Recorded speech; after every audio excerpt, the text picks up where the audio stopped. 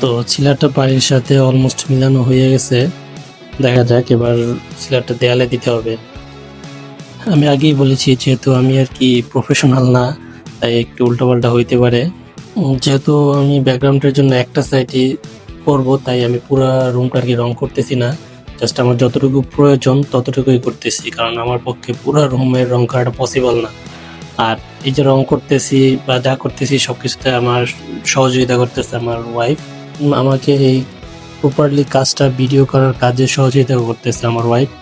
যদিও ও ক্যামেরা সম্পর্কে কিছুই বোঝে না, ভিডিও সম্পর্কে কিছুই বোঝে না, তারপর ওর কাছে ক্যামেরাটা ধরাই দিছি যে তুমি যতটুকু পারো করো।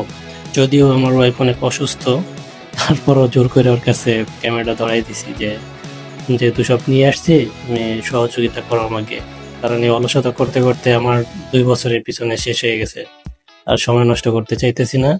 তুমি যতটুকু পারো আমাকে সাহায্য করো, বাকিটা আমি যেভাবে পারি করে নেব না। তো আমি যতটা সহজ ভাবছিলাম আসলে ততটা সহজ না। আমার হাত পুরো ব্যথা হয়ে যেতেছিল। মানে কিভাবে যে এরা করে, যারা আর কি প্রফেশনাল রং মিস্ত্রি ওদেরকে দেখি আর কি যে ধাপার ধাপ করে ফেলায়, কিন্তু আমার পুরো হাত ব্যথা হয়ে যেতেছিল। এর ফাঁকে ফাঁকে অনেকবার রেস্ট নিছি আমি, আসলে ওইগুলা ভিডিওতে তুলি নাই। আর যেহেতু 2বার সিলার করতে হইব, এই জন্য আর কি আমি প্রথমবার কমপ্লিট করব, করার পরে 6 ঘন্টা পরে আবার এটার উপর দিয়ে আর একটা দেবো, মানে ভালো করে শুকানোর পরে। ভিডিও করাকালীন অবস্থায় আমি কোনো ভয়েস দেই নাই, কারণ আসলে ক্যামেরার সামনে একটু ভয়েস দিতে খুব আনকমফোর্টেবল লাগতেছিল। তাই ভাবলাম যে পরেই ভয়েসটা দিই, এই জন্য ভয়েসটা পরেই দিতেছি। মোটামুটি সিলার দেওয়ার কাজ আমার কমপ্লিট। এই দেয়ালটা দেওয়া হয়ে গেলে তারপর আমি 6 ঘন্টার জন্য আর কি এটা শুকাইতে দেব। তো শুকানোর 6 ঘন্টা পরে আবার আবার নতুন করে আবার সিলার করবো এটার উপর দিয়ে।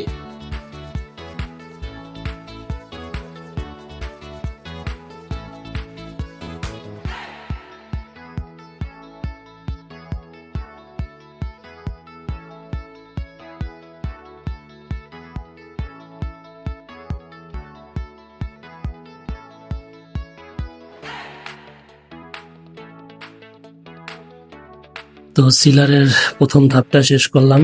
এখন এটা 6 ঘন্টার জন্য শুকাইতে দেওয়া হোক এবং আমি একটু রেস্ট নিয়ে আসি। দ্বিতীয়বার যে সিলারটা দিছি আসলে ওইটার শ্যুটটা নেওয়া হয় না, কারণ আমার ওয়াইফ খুবই অসুস্থ হয়ে পড়ছিল, তাই আমি দ্বিতীয় শ্যুটটা নেই নাই।